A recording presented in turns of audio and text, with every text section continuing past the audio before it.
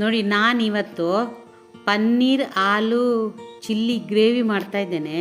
ತುಂಬ ಚೆನ್ನಾಗಿ, ಚಿಲ್ಲಿ ಎಲ್ಲರೂ ಮಾಡ್ಕೊಂಡು ತಿಂತಾರೆ, ಆದರೆ ಈ ಥರ ಒಂದು ಸತಿ ಮಾಡ್ಕೊಂಡು ತಿನ್ನಿ, ತುಂಬ ಚೆನ್ನಾಗಿರ್ತದೆ. ಇದು ಚಪಾತಿ, ನಾನು, ರೋಟಿ, ಆಮೇಲೆ ಗೀ ರೈಸ್ಗೆ ಎಲ್ಲದಕ್ಕೂ ಇದು ಕಾಂಬಿನೇಷನ್. ಮತ್ತು ಇದು ತುಂಬ 10 ನಿಮಿಷದಲ್ಲಿ ಆಗ್ತದೆ, ಬೇಗ ಆಗ್ತದೆ. ಅದನ್ನು ಹೇಗೆ ಮಾಡೋದು ಅಂತ ನೋಡುವ. ಮೊದಲು ಒಂದು ಜಾರ್ ತಗೊಂಡು ಅದಕ್ಕೆ ಶುಂಠಿ ಮತ್ತು ಬೆಳ್ಳುಳ್ಳಿ ಹಾಕಿದ್ದೇನೆ. ಬೆಳ್ಳುಳ್ಳಿ ಒಂದು ಅರ್ಧ, ಆಮೇಲೆ ಒಂದು ಶುಂಠಿ, ಮತ್ತು ಒಂದು ನೀರುಳ್ಳಿ ಕಟ್ ಮಾಡಿ ಹಾಕಿದ್ದೇನೆ.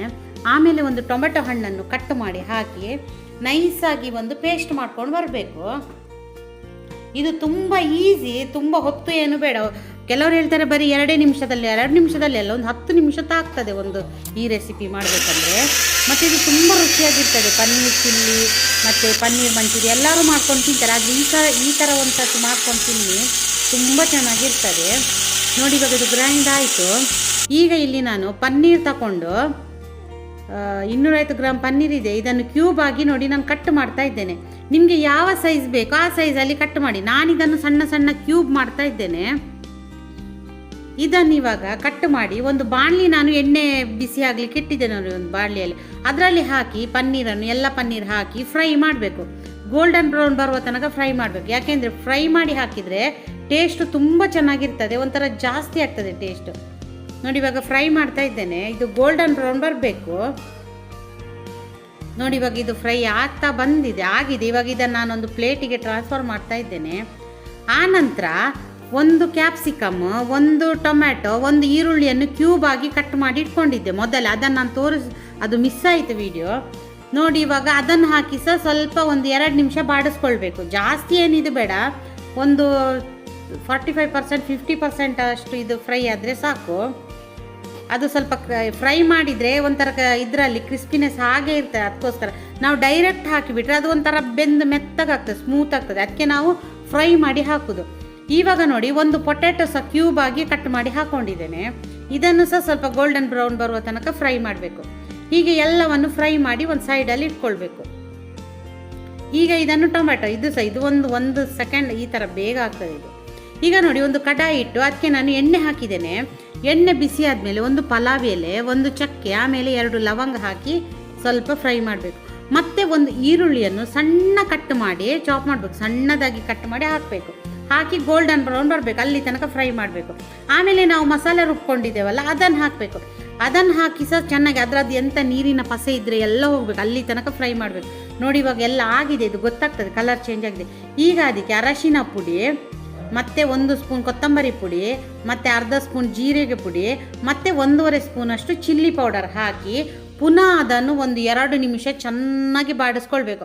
ಅದರಲ್ಲಿ ಆಯಿಲೆಲ್ಲ ಹೀಗೆ ಈ ಥರ ಮಿಕ್ಸ್ ಮಾಡಿ ಆಯಿಲೆಲ್ಲ ಮೇಲೆ ಬರಬೇಕು, ಅಲ್ಲಿ ತನಕ ಅದನ್ನು ಫ್ರೈ ಮಾಡಬೇಕು. ಈ ಥರ ಮಸಾಲೆ ಫ್ರೈ ಮಾಡಿದ್ರೇ ಇದು ಸಾಂಬಾರು ಟೇಸ್ಟ್ ಆಗೋದು, ಅವಾಗವಾಗ ಹಾಕಿದರೆ ಏನಿಲ್ಲ. ಈಗ ನೋಡಿ ಇದಕ್ಕೆ ನಾನು ಕ್ರೀಮ್ ಹಾಕ್ತಾ ಇದ್ದೇನೆ. ಒಂದು 3 ಸ್ಪೂನಷ್ಟು ಕ್ರೀಮ್, ಅಂದರೆ ದೊಡ್ಡ ಸ್ಪೂನಲ್ಲಿ ಕ್ರೀಮ್ ಹಾಕಿ ಪುನಃ ಅದನ್ನು ಚೆನ್ನಾಗಿ ಮಿಕ್ಸ್ ಮಾಡಬೇಕು. ಇದೇ ಇದಕ್ಕೆ ಒಂಥರ ಹೈಲೈಟ್ ಕ್ರೀಮ್. ಆಮೇಲೆ ರುಚಿಗೆ ಎಷ್ಟು ಬೇಕಷ್ಟು ಉಪ್ಪು ಹಾಕಿ ಮತ್ತು ಸ್ವಲ್ಪ ನೀರು ಹಾಕಿ ಪುನಃ ಅದನ್ನು ಒಂದು 2-3 ನಿಮಿಷ ಪುನಃ ಅದನ್ನು ಮಿಕ್ಸ್ ಮಾಡಿ ಬಾಯ್ಲ್ ಮಾಡಬೇಕು.